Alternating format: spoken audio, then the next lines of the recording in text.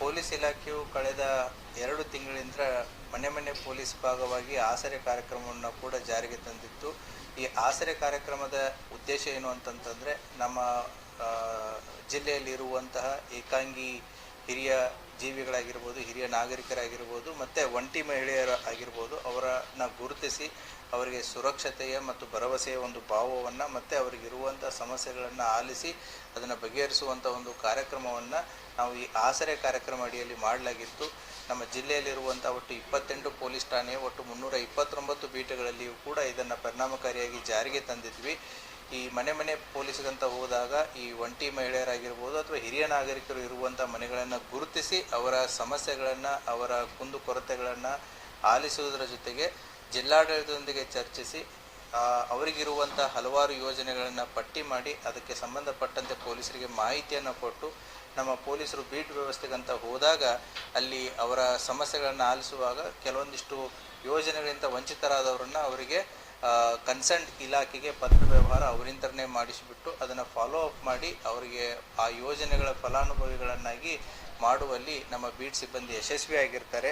ಈಗಾಗಲೇ ಹಿರಿಯ ನಾಗರಿಕರು ಇರುವಂತಹ ಹಲವಾರು ಯೋಜನೆಗಳಾಗಿರ್ಬೋದು, ವೃದ್ಧಾಪ್ಯ ವೇತನ ಆಗಿರ್ಬೋದು, ಸಂಧ್ಯಾ ಸುರಕ್ಷಾ ಯೋಜನೆ ಆಗಿರ್ಬೋದು, ಪಿಂಚಣಿ ಯೋಜನೆಗಳಾಗಿರ್ಬೋದು, ವಿಧವಾ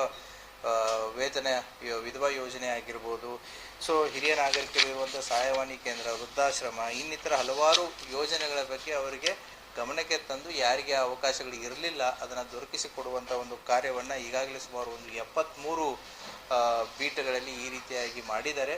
ಈ ಕೆಲಸ ಇನ್ನೂ ಕಂಟಿನ್ಯೂ ಆಗಿ ನಡೀತಾ ಇದೆ. ಹೀಗಾಗಿ ಈ ಜನಸ್ನೇಹಿ ಪೊಲೀಸ್ ಮತ್ತು ಏನು ಹಿರಿಯ ನಾಗರಿಕರ ಬಗ್ಗೆ ಮತ್ತು ಒಂಟಿ ಆಗಿರುವಂತಹ ಮಹಿಳೆಯರ ಬಗ್ಗೆ ಇರುವಂಥ ಒಂದು ಸುರಕ್ಷತಾ ಭಾವನ ಇನ್ನೊಂದು ದೃಷ್ಟಿಯಲ್ಲಿ ಅವರನ್ನು ಆ ಯೋಜನೆಗಳನ್ನ ತಲುಪಿಸುವಲ್ಲಿ ಕೂಡ ನಮ್ಮ ಬೀಟ್ ಸಿಬ್ಬಂದಿ ಕಾರ್ಯವನ್ನು ಮಾಡಿರ್ತಾರೆ. ಒಂದು ತಂತ್ರಜ್ಞಾನ ಆಧಾರಿತ ಗಸ್ತು ವ್ಯವಸ್ಥೆಯನ್ನು ನಾವು ಜಾರಿಗೆ ತರ್ತಾ ಇದ್ದೀವಿ. ಜನರು ಸಾಕಷ್ಟು ಸಾರಿ ತಮ್ಮ ಮನೆಗಳಿಗೆ ಬೀಗ ಹಾಕಿ ಬೇರೆ ಬೇರೆ ಕಾರಣಾಂತರಗಳಿಂದ ಊರನ್ನು ಬಿಟ್ಟು ಬೇರೆ ಕಡೆ ಹೋಗ್ತಾ ಇರ್ತಾರೆ. ಆ ಸಂದರ್ಭಗಳಲ್ಲಿ ಅವರ ಮನೆ ಕಳ್ಳತನ ಆಗಿ ಅವರಿಗೆ ಆರ್ಥಿಕವಾದಂಥ ಹೊರೆಯಾಗಿರುವಂಥ ಸಾಕಷ್ಟು ಸಮಸ್ಯೆಗಳನ್ನು ನಾವು ನೋಡಿದ್ದೀವಿ. ಆ ಕಳ್ಳತನವನ್ನು ತಡೆಗಟ್ಟುವುದಕ್ಕೋಸ್ಕರ ಲಾಕ್ಡ್ ಹೌಸಸ್ ಬೀಟ್ ಸಿಸ್ಟಮ್ ಅನ್ನುವಂಥ ಒಂದು ಉಪಕ್ರಮವನ್ನು ವಿಜಯಪುರ ಜಿಲ್ಲಾದ್ಯಂತ ಇವತ್ತಿನಿಂದ ನಾವು ಜಾರಿಗೆ ತರ್ತಾ ಇದ್ದೀವಿ. ಇದರಲ್ಲಿ ನಾಗರಿಕರು ಮಾಡಬೇಕಾಗಿದ್ದು ಏನು ಅಂತಂತಂದರೆ, ಈ ಪ್ಯಾಂಪ್ಲೆಟಲ್ಲಿ ನಾವು ಈಗಾಗಲೇ QR ಕೋಡನ್ನು ಕೊಟ್ಟಿದ್ದೀವಿ ಮತ್ತು ನಮ್ಮ ಕಂಟ್ರೋಲ್ ರೂಮಲ್ಲಿರುವಂಥ ಒಂದು ವಾಟ್ಸಪ್ ನಂಬರನ್ನು ಕೂಡ ಕೊಟ್ಟಿದ್ದೀವಿ. ಅವರು ತಮ್ಮ ಮನೆಯ ಫೋಟೋ, ಮನೆಯ ವಿಳಾಸ, GPS ಲೊಕೇಶನ್ಸ್ ಮತ್ತು ಎಷ್ಟು ದಿನ ಅವರು ಮನೆಯಿಂದ ಆಚೆ ಹೋಗ್ತಾ ಇದ್ದಾರೆ ಅನ್ನುವಂಥ ಒಂದು ಮಾಹಿತಿಯನ್ನು ನಮ್ಮ ಕಂಟ್ರೋಲ್ ರೂಮ್ ವಾಟ್ಸಪ್ ನಂಬರ್ಗೆ ಅವರು ಮಾಹಿತಿಯನ್ನು ಕಳಿಸಿದರೆ, ನಮ್ಮ ಕಂಟ್ರೋಲ್ ರೂಮ್ನವರು ಆಯಾ ಪೊಲೀಸ್ ಠಾಣಾ ವ್ಯಾಪ್ತಿಯಲ್ಲಿ ಬರುವಂತಹ ರಾತ್ರಿ ಬೀಟ್ ವ್ಯವಸ್ಥೆ ಏನಿರುತ್ತೆ ಅವರಿಗೆ ಅದನ್ನು ತಲುಪಿಸಿಬಿಟ್ಟು ಅವರು ಇಲ್ಲದೇ ಇರುವಂಥ ಸಮಯದಲ್ಲಿ ಪೊಲೀಸ್ನವರು ಹೋಗಿ ಅವರ ಮನೆಯ ಗಸ್ತು ಮತ್ತು ಮನೆಯ ಸುತ್ತಮುತ್ತಲು ಪರಿಶೀಲನೆ ಮಾಡಿ ಒಂದು ಜನರಿಗೆ ಜನಸ್ನೇಹಿ ಪೊಲೀಸ್ನ ಇನ್ನೊಂದು ಭಾಗವಾಗಿ ಜನರಿಗೆ ಹತ್ತಿರವಾಗುವಂಥ ಒಂದು ಕಾರ್ಯವನ್ನು ಇವತ್ತಿಂದ ಜಾರಿಗೆ ತರ್ತಾ ಇದ್ದೀವಿ.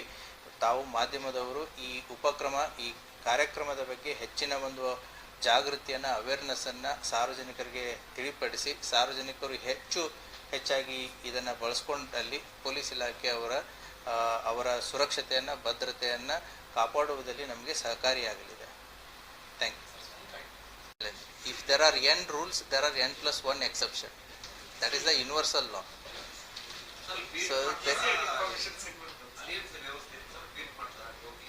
ಅಲ್ಲಿ ಮನೆ ಹತ್ರ ಹೋಗಿಬಿಟ್ಟು ಪರಿಶೀಲನೆ, ಒಂದು ಗಸ್ತು, ಅಲ್ಲಿ ಒಂದು ಸ್ವಲ್ಪ ಟೈಮ್ ಸ್ಪೆಂಡ್ ಮಾಡಿ ಸುತ್ತಮುತ್ತಲು ನೋಡಿ ಮಾಡಿ then they will come. So they will not tell the time. It is a surprise visit. ಇದೇ ಟೈಮಿಗೆ ಹೋಗ್ತೀವಿ ಅಂತ ನಾವು ಹೇಳಲ್ಲ. So we will go there and check. That element of surprise will be there. ಹಾಗಾಗಿ ತಾವು ಚೆಕ್ ಮಾಡಿ, give us the feedback. 1 week ನೋಡಿ ಚೆಕ್ ಮಾಡಿ ಫೀಡ್ಬ್ಯಾಕ್ ಕೊಡಿ, will improvise it. Thank you.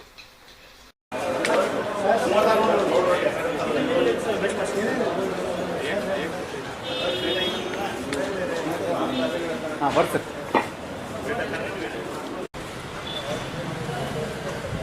ನೋಡ್ರ ಬರೀ ಕಡೆ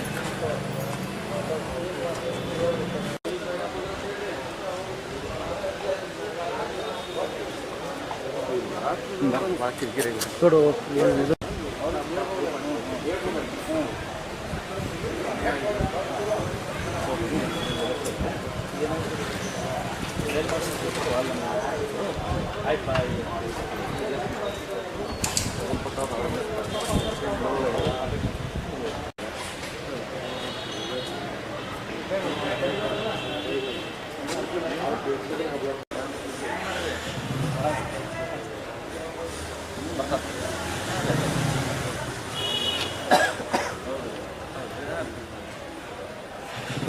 ನಿಮಗೇನಾಗಬೇಕಾಗಿತ್ತಮ್ಮ? ನಿಮಗೇನ ವಯಸ್ಸು ಪಗಾರ ಹಾಂ ಹಾಂ ವೃದ್ಧಾಪ್ಯ ವೇತನ ಬಂದಿರಲಿಲ್ಲ. ಏನು ಮಾಡಿದ್ರಿ? ಏನಿಲ್ಲ, ನಾವು ಏನು ಮಾಡಿದ್ವಿ ಅಲ್ಲ ಅವಾಗ ಏನು ಹೆಲ್ಪ್ ಮಾಡಿದ್ರು? ಪೊಲೀಸರು ಬಂದು ನಮಗೆ ಕೇಳಿ ಹೇಳಿ ಕರ್ಕೊಂಬಂದಾರಿದ್ದೀವಿ. ಅವರೇ 2-3 ಸಲ ಎಡತಾಕ್ಯಾರಿ ನಮ್ಮ ಮನೆಗೆ. ಹಾಂ ಅದಕ್ಕೆ ನಿಮ್ಮ ಪಗಾರ ಆಗಿದೆ ಏನು ಬಾಯಿ ಏನೋ ಆಗಿಲ್ಲ ಕೇಳಿದ್ವಿ. ಅವ್ರು ಕರ್ಕೊಂಡು ಕೇಳಿ ಬಂದಾರಿ ಸರ್. ಈಗ ಆಗ್ಯದಿಲ್ಲ ಈಗ ನೋಡಿ ಇಲ್ಲ ಈಗ ಆರ್ಡರ್ ಕಾಪಿ ಕೊಟ್ಟಿರಲಿಲ್ಲ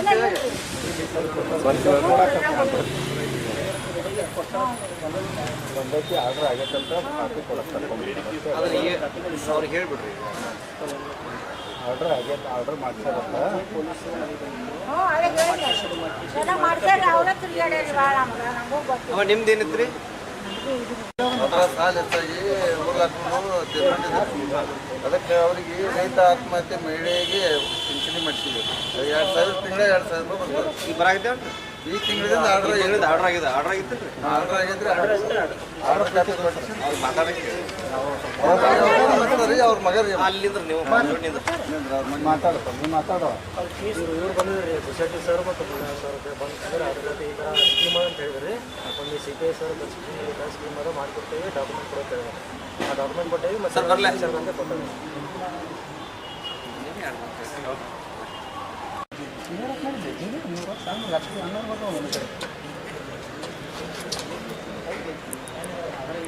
ಸರ್ ಇದು ಆ್ಯಕ್ಚುಲಿ ಯೋಜನೆ ಎಷ್ಟಿತ್ತು ಸರ್? ಇದು ಎಷ್ಟು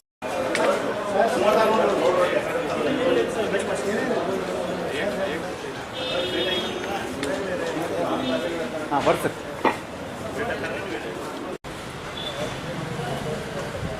ನೋಡ್ರ ಬರೀ ಕಡೆ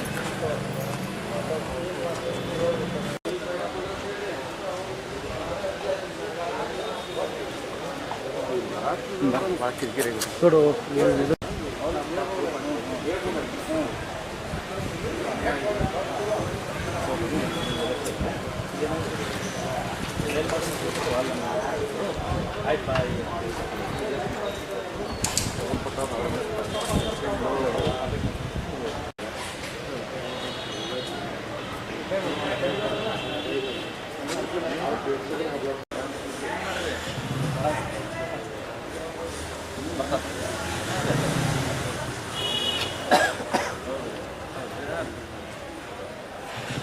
ನಿಮಗೇನಾಗಬೇಕಾಗಿತ್ತಮ್ಮ? ನಿಮಗೇನ ವಯಸ್ಸು ಪಗಾರ ಹಾಂ ಹಾಂ ವೃದ್ಧಾಪ್ಯ ವೇತನ ಬಂದಿರಲಿಲ್ಲ. ಏನು ಮಾಡಿದ್ರಿ? ಏನಿಲ್ಲ, ನಾವು ಏನು ಮಾಡಿದ್ವಿ ಅಲ್ಲ ಅವಾಗ ಏನು ಹೆಲ್ಪ್ ಮಾಡಿದ್ರು? ಪೊಲೀಸರು ಬಂದು ನಮಗೆ ಕೇಳಿ ಹೇಳಿ ಕರ್ಕೊಂಬಂದಾರಿದ್ದೀವಿ. ಅವರೇ 2-3 ಸಲ ಎಡತಾಕ್ಯಾರಿ ನಮ್ಮ ಮನೆಗೆ. ಹಾಂ ಅದಕ್ಕೆ ನಿಮ್ಮ ಪಗಾರ ಆಗಿದೆ ಏನು ಬಾಯಿ ಏನೋ ಆಗಿಲ್ಲ ಕೇಳಿದ್ವಿ. ಅವ್ರು ಕರ್ಕೊಂಡು ಕೇಳಿ ಬಂದಾರಿ ಸರ್. ಈಗ ಆಗ್ಯದಿಲ್ಲ ಈಗ ನೋಡಿ ಇಲ್ಲ ಈಗ ಆರ್ಡರ್ ಕಾಪಿ ಕೊಟ್ಟಿರಲಿಲ್ಲ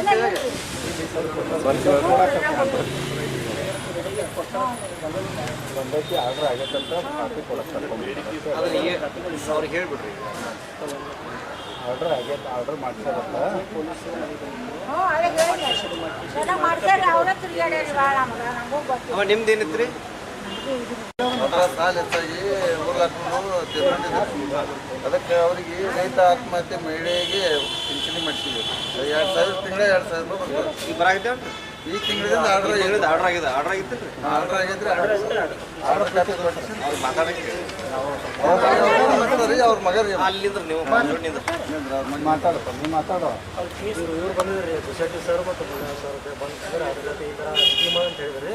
ಒಂದು CPI ಸರ್ ಸ್ಕೀಮ್ ಅದು ಮಾಡಿಕೊಡ್ತೇವೆ, ಡಾಕ್ಯುಮೆಂಟ್ ಕೊಡೋಕೆ ಹೇಳಿದ್ರು.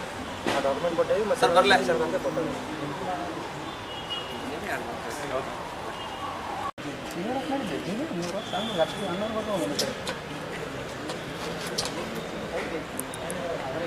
ಸರ್ ಇದು ಆ್ಯಕ್ಚುಲಿ ಯೋಜನೆ ಎಷ್ಟಿತ್ತು ಸರ್?